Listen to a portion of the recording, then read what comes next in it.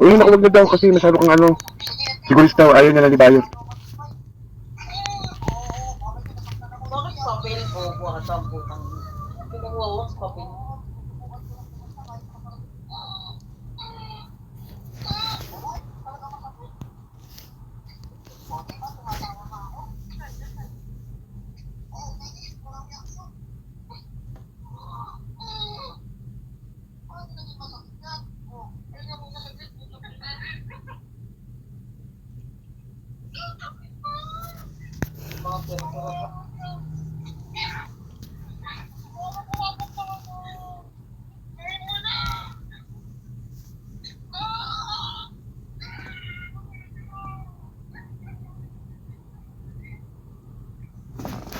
Hindi tayo sigarilyo.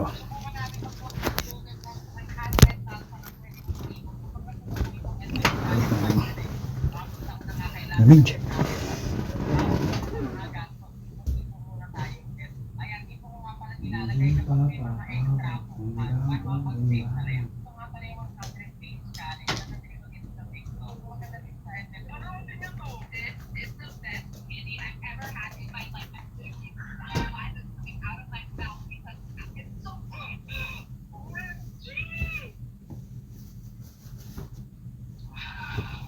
Day off ko bukas, be.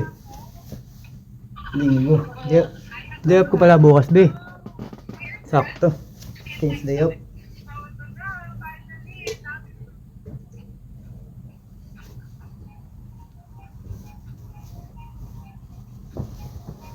Kawawa talaga si tropa dun.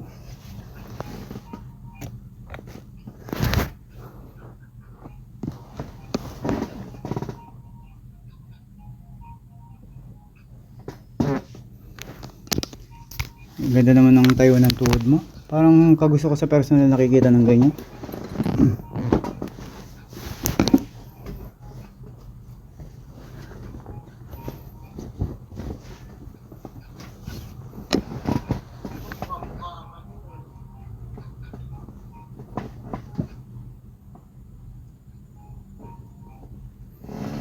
Ay, hindi sila magkakaroon.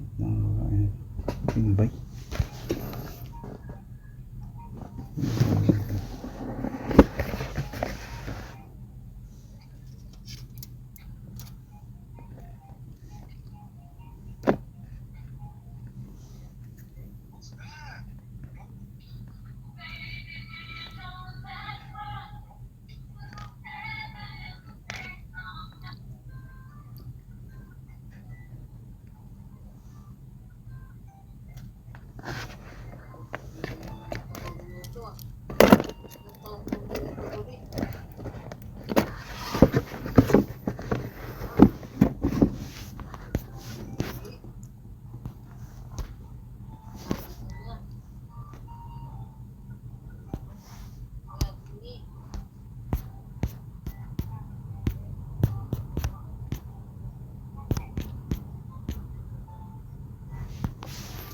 May pinapanood mo, be?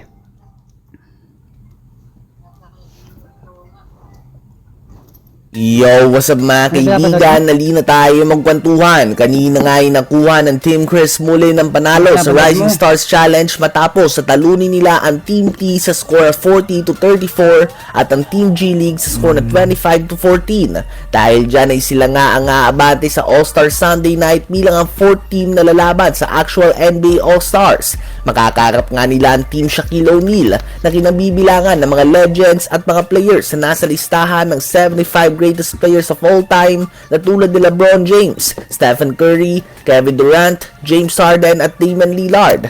Ang 8 players nga ng Team Shaq ay may total na 86 NBA All-Star Game appearance. Ganyan nga ka-eksperyensado ang team na ito, so makakatapat nga ni Dalton Knecht ang kanyang Lakers teammate and multi-time All-Star Game MVP LeBron James. Ayon kay Knecht ay magiging masaya nga daw na sumubok na gumawa ng statement sa game na ito. So asahan nga mga kaibigan na magtutodo ang mga batang player na ito at sana naman ay madala nga dito ang mga NBA All-Star.